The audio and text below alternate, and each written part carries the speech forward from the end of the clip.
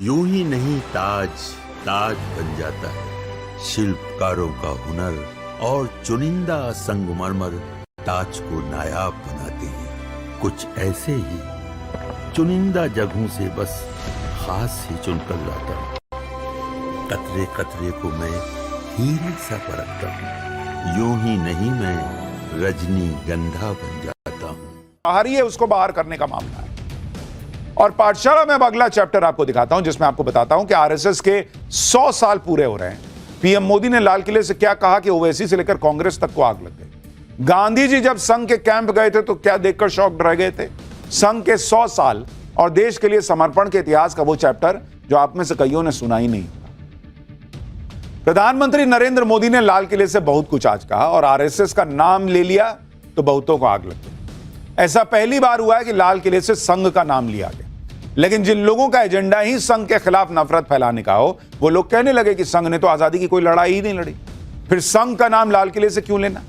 कई लोग कहने लगे कि संघ की तो कोई हिस्ट्री ही नहीं है, मतलब मोदी के संघ के बारे में बोलने भर से पूरा इकोसिस्टम तिलमिला गया। लेकिन जो लोग कह रहे हैं कि संघ की कोई हिस्ट्री नहीं, संघ ने अपने 100 साल में कुछ किया ही नहीं, उन लोगों को पाठशाला की इस हिस्ट्री की क्लास को डिटेल में देखना चाहिए। पहले देखिए कि पीएम ने बोला क्या, उस पर हंगामा क्या मचा, उसका ट्रेलर देखिए, फिर फैक्ट्स बताता हूं।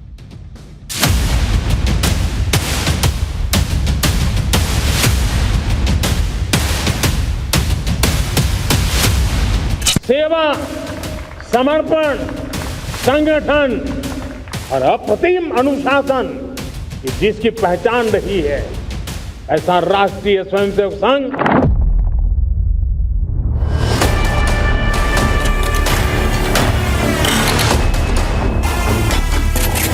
जो संघ परिवार है उसका रास्ता सेकुलर और सोशलिस्ट नहीं है। ये वही संगठन है जिसके ऊपर सरदार पटेल ने पाबंदी लगाई थी। देश के प्रधानमंत्री ने उस संगठन का नाम लिया जिसने 53 साल तक तिरंगे का बहिष्कार किया था।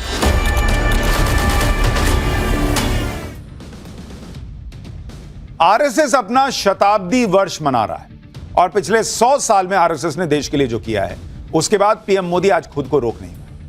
पीएम मोदी ने लाल किले से कहा कि राष्ट्रीय स्वयंसेवक संघ 100 साल से देश सेवा का काम कर रहा है और इस संगठन की राष्ट्र सेवा पर देश गर्व करता है। सुनिए आज पीएम मोदी ने आरएसएस को लेकर क्या कहा, उसके बाद बताऊंगा कि इसको लेकर कैसे बवाल मच गया है।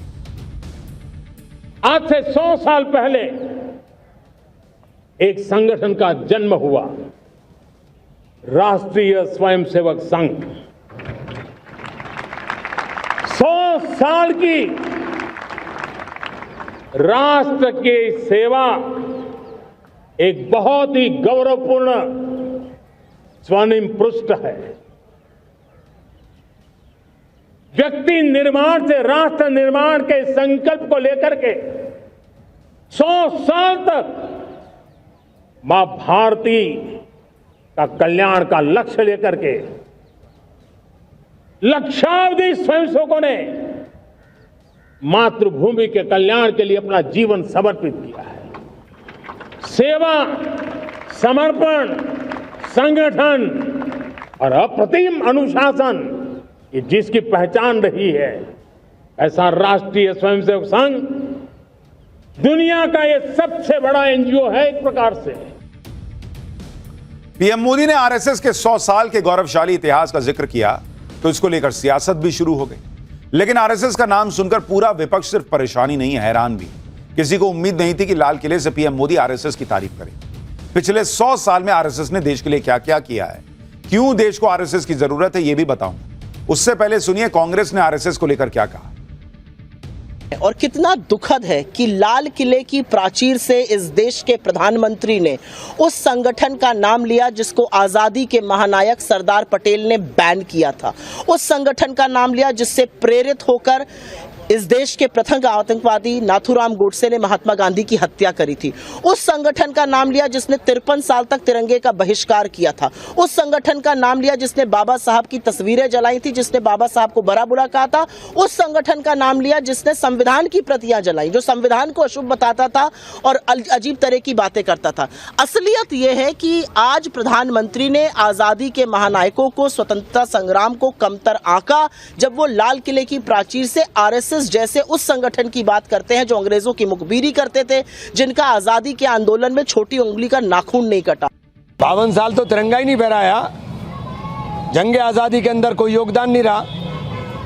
भारत छोड़ो आंदोलन में इनका योगदान क्या था?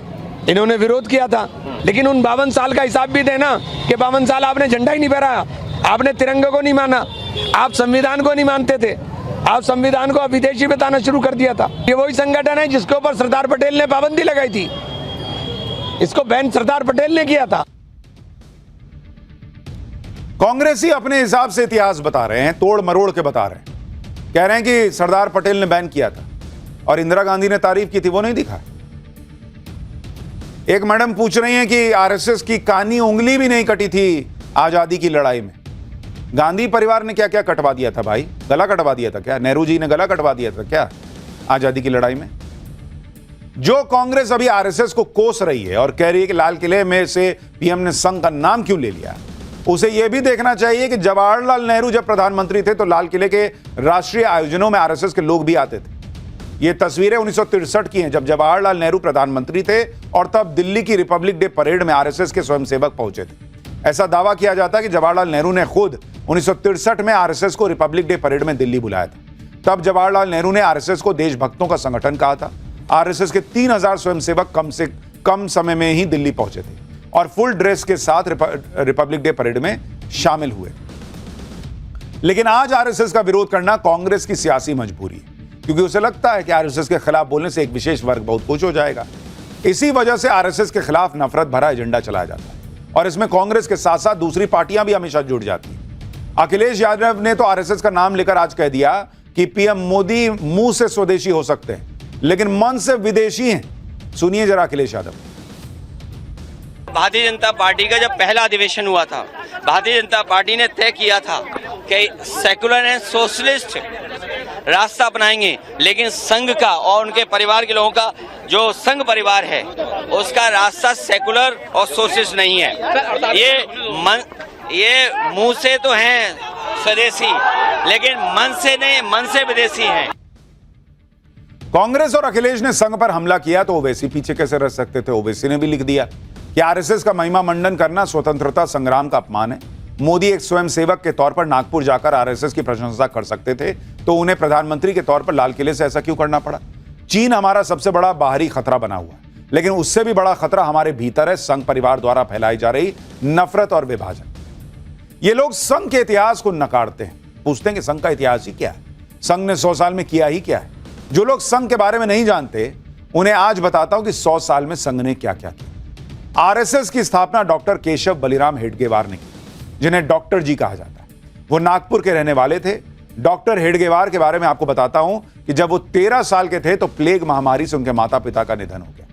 हेडगेवार साहब ने पुणे से मैट्रिक की पढ़ाई की और बाद तब के कलकत्ता से मेडिकल की पढ़ाई की और साल 1915 में वो डॉक्टर बनकर नागपुर लौटे। डॉक्टर हेडगेवार शुरुआत में कई सालों तक सक्रिय तौर पर कांग्रेस के संगठन से जुड़े थे, लेकिन बाद में उन्होंने साल 1925 में विजयादशमी के दिन संघ की स्थापना की। डॉक्टर हेडगेवार ने कांग्रेस छोड़कर संघ की स्थापना इसलिए की क्योंकि हेडगेवार का मानना था कि तत्कालीन परिस्थितियों में हिंदू समाज को सांस्कृतिक और आध्यात्मिक तौर पर संगठित करना जरूरी है, जिससे अखंड भारत की पूर्ण स्वतंत्रता का लक्ष्य प्राप्त किया जा सके। इसके अलावा जहां कांग्रेस ब्रिटिश राज के अंदर स्वतंत्र डोमिनियन के स्टेटस की मांग कर रही थी, वहीं हेडगेवार लगातार कहते थे कि भारत की पूर्ण आजादी का लक्ष्य होना चाहिए। जो लोग कहते हैं कि संघ ने आजादी की लड़ाई में कुछ किया ही नहीं, उन्हें संघ की स्थापना करने वाले डॉक्टर हेडगेवार के बारे में जानना चाहिए। वो 2 बार जेल गए थे।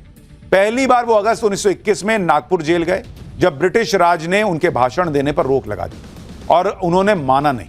उन्हें 1 साल की जेल हुई और वो जुलाई 1922 में रिहा हुए। दूसरी बार वो 1930 में बापू के नमक सत्याग्रह के दौरान अकोला जेल गए। उन्हें 9 महीने जेल की सजा हुई थी। कांग्रेस से मतभेद होने के बावजूद डॉक्टर हेडगेवार और संघ के कार्यकर्ताओं ने सत्याग्रह में हिस्सा लिया था। डॉक्टर हेडगेवार के बारे में यह जानना भी जरूरी है कि 1920 में नागपुर में कांग्रेस का जो अधिवेशन हुआ था, उसके प्रबंधन की अहम जिम्मेदारी डॉक्टर हेडगेवार ने उठाई थी। 1920 में कांग्रेस के नागपुर अधिवेशन में डॉक्टर हेडगेवार ने कांग्रेस की प्रस्ताव समिति के सामने 2 प्रस्ताव रखे, जिसमें एक था पूर्ण स्वतंत्रता का लक्ष्य। इसके 9 साल बाद और संघ बनने के 4 साल बाद पूर्ण स्वतंत्रता का प्रस्ताव कांग्रेस ने 1929 के लाहौर अधिवेशन में पारित किया था। 1929 में जब कांग्रेस ने पूर्ण स्वतंत्रता का प्रस्ताव पारित किया तो डॉक्टर हेडगेवार ने सभी शाखाओं में इसका अभिनंदन करने के लिए कहा था। लाहौर अधिवेशन में जब यह तय हुआ कि 26 जनवरी 1930 को देश भर में स्वतंत्रता दिवस मनाया जाएगा तो डॉक्टर हेडगेवार ने उसका समर्थन किया था। यानी जब कांग्रेस ब्रिटिश राज के अंदर डोमिनियन स्टेट की बात को भी मानने को तैयार थी, उस दौर में डॉक्टर हेडगेवार पूर्ण स्वतंत्रता की बात करते थे। संघ और तिरंगे को लेकर जो भ्रम फैलाए जाते हैं उसका जवाब खुद संघ प्रमुख मोहन भागवत ने दिया था। सुनिए उन्होंने क्या बताया था, फिर आपको बताता हूं कि गांधी जी जब आरएसएस के कार्यक्रम में गए थे तो क्यों शॉक्ड रह गए। तिरंगे झंडे के जन्म से उसके सम्मान के साथ संघ का स्वयंसेवक जुड़ा है। मैं आपको सत्य कथा बता रहा हूं। निश्चित होने के बाद उस समय तो चक्र नहीं था, चरखा था ध्वज पर। पहली बार फैजपुर के कांग्रेस अधिवेशन में उस ध्वज को फहराया गया। 80 फीट ऊंचा ध्वज स्तंभ लगाया था। नेहरू जी उसके अध्यक्ष थे। तो वो बीच में लटक गया, ऊपर पूरा जा नहीं सका और इतना ऊंचा चढ़ के उसको सुलझाने का साहस किसी का नहीं था। एक तरुण भीड़ में से दौड़ा, वो सरसर उस खंबे पर चढ़ गया, उसने वो रस्सियों की गुत्थी सुलझाई, ध्वज को ऊपर पहुंचा के नीचे आ गया। तो स्वाभाविक लोगों ने उसको कंधे पर लिया, नेहरू जी के पास ले गए। नेहरू जी ने उसकी पीठ थपथपाई और कहा कि तुम आओ शाम को खुले अधिवेशन में, तुम्हारा अभिनंदन करेंगे। लेकिन फिर कुछ नेता आए, कहा कि उसको मत बुला, वो शाखा में जाता है। इतना ही नहीं, एक बार महात्मा गांधी भी संघ के कैंप में गए। 25 दिसंबर 1934 को महात्मा गांधी वर्धा में आरएसएस के कैंप में गए थे। वहां आरएसएस के नेता अप्पाजी जोशी ने महात्मा गांधी को पूरा कैंप घुमाया। गांधी जी वर्धा कैंप के आयोजन की प्लानिंग को लेकर हैरान थे। उन्हें तब और हैरानी हुई जब उन्होंने देखा कि स्वयंसेवक बिना किसी जाति या अन्य भेदभाव के एक साथ काम कर रहे हैं। पूछताछ पर स्वयंसेवकों ने गांधी जी को बताया कि यहां ब्राह्मण, मराठा या अन्य वर्गों में कोई भेद ही नहीं है। गांधी जी को बताया गया कि कई स्वयंसेवक तो एक दूसरे की जाति जानते भी नहीं है, ना ही उन्हें इसमें कोई दिलचस्पी है। गांधी जी इस बात से हैरान रह गए कि भाई ये कैसे हो रहा है। उन्होंने अप्पाजी जोशी से पूछा कि आपने ऐसा कैसे कर दिया? छुआछूत जैसी सामाजिक बुराई को खत्म करना नामुमकिन जैसा है, संघ में ये कैसे संभव हुआ? तब अप्पाजी जोशी ने यह कहा कि सब में एक ही भावना है कि सब हिंदू हैं। यह डॉक्टर केशव बलिराम हेडगेवार की वजह से संभव हो पाया। आरएसएस ने अपने 100 साल के इतिहास में जब जब देश पर संकट आया, उन आरएसएस ने और उसके स्वयंसेवकों ने कोई परवाह किए बिना देश की सेवा की। देश के बंटवारे के बाद जब बड़े पैमाने पर सांप्रदायिक हिंसा हो रही थी तो पाकिस्तान से आए शरणार्थियों के लिए आरएसएस ने 3000 राहत कैंप लगाए थे। 1954 में दादरा नगर हवेली जब पुर्तगालियों के कब्जे से आजाद हुआ तो इसमें आरएसएस का लीड रोल था। आरएसएस के नेता विनायक आप्टे के नेतृत्व में स्वयंसेवकों ने सिलवासा पर हमला बोलकर वहां तिरंगा फहराया। इसी तरह से 1955 में संघ ने गोवा के आजादी के आंदोलन में हिस्सा लिया। 1962 के भारत चीन युद्ध में आरएसएस ने मदद की। आर्मी मूवमेंट के दौरान रास्तों की निगरानी की, सेना को आपूर्ति और रसद पहुंचाने में मदद की। शहीदों के परिवारों का ध्यान संघ ने रखा। 1965 के भारत पाकिस्तान युद्ध में स्वयंसेवकों ने श्रीनगर हवाई अड्डे से बर्फ हटाने का काम किया। घायल जवानों के लिए स्वयंसेवकों ने रक्तदान किया। युद्ध के दौरान संघ के स्वयंसेवकों ने दिल्ली का ट्रैफिक संभाला। 1975 में इंदिरा गांधी की इमरजेंसी के खिलाफ आरएसएस लड़ा।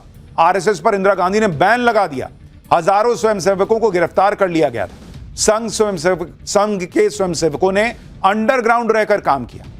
स्वयंसेवकों ने आपातकाल के विरोध में पोस्टर लगाए, जेल में बंद विपक्षी नेताओं के संदेशों को जनता तक पहुंचाने का काम किया। बाद में जनता पार्टी के गठन के लिए भी संघ ने प्रयास किए।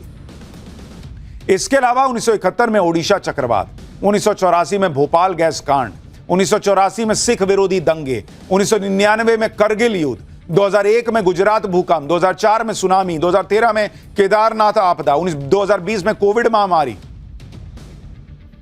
इन सारी आपदाओं के बाद राहत बचाव के कार्य में संघ ने बड़ी भूमिका निभाई। तो जो लोग पूछ रहे हैं कि संघ ने किया ही क्या, कानी उंगली कटवाई थी क्या, उनको पहले यह सोचना चाहिए कि एक तो फैक्ट पे बात करो, और अगर संघ जो कर रहा है इस देश के लिए 100 साल से उसकी कानी उंगली के बराबर भी कुछ कर पाओ तो फिर संघ की आलोचना करो।